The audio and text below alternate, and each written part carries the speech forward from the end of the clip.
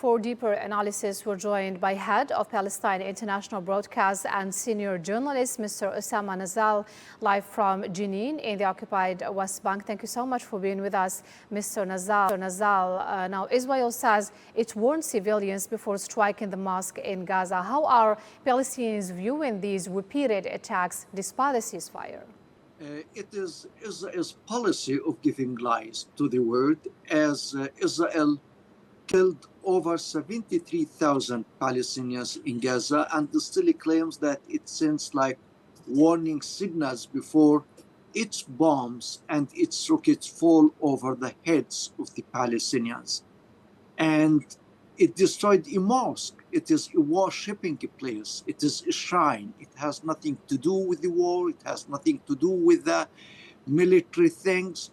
And Israel itself issued many reports, whether the military institution or the political level, saying that they conquered Hamas in the Gaza Strip and they destroyed the military infrastructure for the movement there, and nothing is left. They are talking about a big victory, while all of a sudden they come and say, we bombed this because of military arsenal or because of the existence of armed groups. So their story is contradictory, really, and it has a lot of conflicts, because the reality is that they are bombing for the sake of bombing, for the sake of destruction, as they have one agenda, which is to empty Gaza of its citizens. And the remaining apartments, mosques, and other facilities, which are very few, now are the target of the Israeli military campaign. Now, Mr. Nazzal, if you speak about the West Bank as well, the UN says settler violence and illegal settlements expansion have reached record levels. How serious is the situation now in the occupied West Bank? The situation in the occupied West Bank is very dangerous because Israel is grabbing almost all of the Palestinian land. As you know, according to Oslo Accord, the West Bank has been divided into three parts. A, P, C. A, which is under the Palestinian Authority control, which is not more than 18% of the whole area. And Area C, which is the biggest, we are talking about 61% of the West Bank, is under full Israeli control. Now Israel is evacuating by force the Palestinians from Area C and replacing them with the Israeli colonists and with the Israeli colonial outposts and settlements. So the policy of demolition of the Palestinian houses in this area, which includes all the Palestinian natural resources and the Palestinian geography and the possibility for demographic development, this area is being swallowed, is being grabbed by the Israeli occupation government. And this leaves the Palestinians with no space for normal life at all. So the situation is dangerous. The situation is very serious. And there are warnings by the Israeli Minister of Defense, Katz, that they have a plan to decimate another Palestinian refugee camp in the occupied West Bank, just as what happened with Jenin refugee camp and Tulkarem refugee camp. So we are talking about a real crisis and a human tragedy in the occupied West Bank these days. So, Mr. Nazzal, 2 years after the International Court of Justice declared the occupation unlawful, has there been any meaningful change on the ground, or the situation is getting even worse?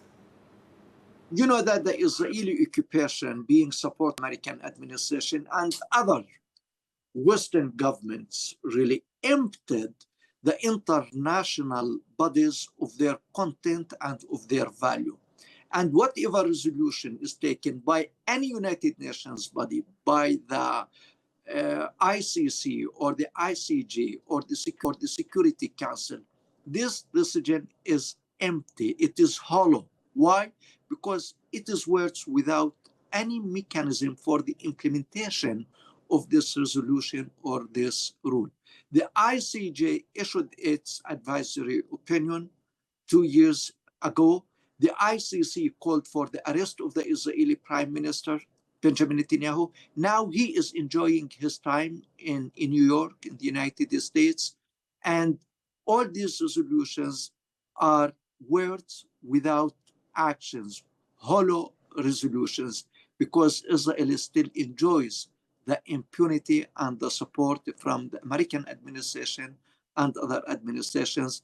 And when it comes to the situation on the ground, all these resolutions and rulings are meaningless, and they don't make even a tiny change to the life of the Palestinian people who are suffering under Israeli bombing and land confiscation.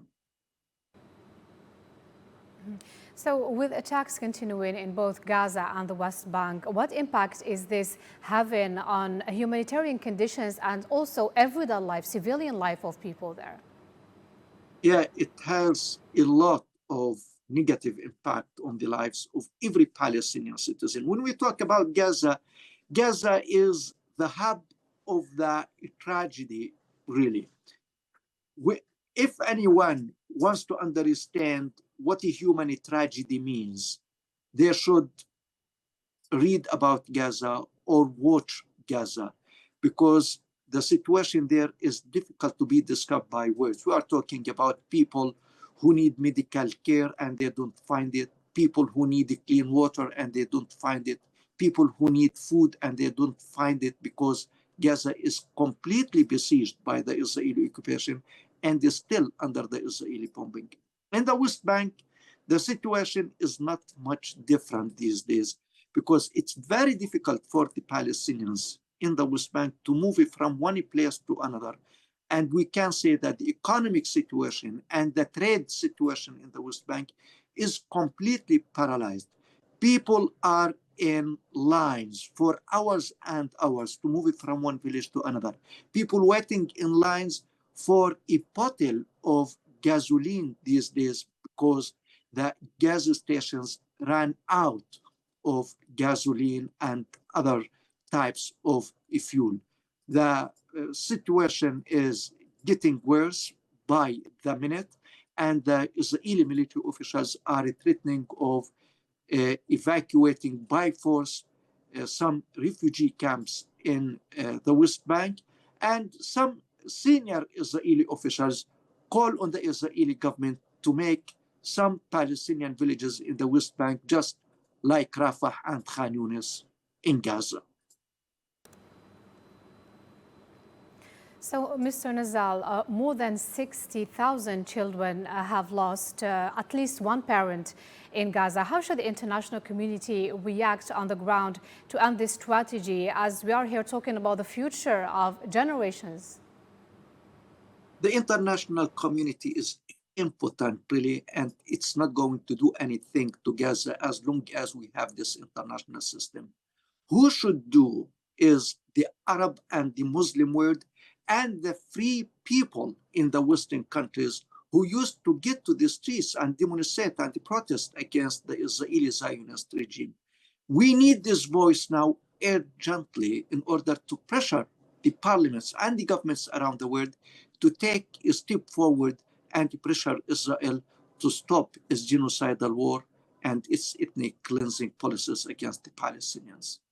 So now, Mr. Osama Nazzal, what's the fate of children who lost both parents in Gaza? Who is going to take care of them? And is the UN doing something, or is it capable of doing something to help these kids in Gaza?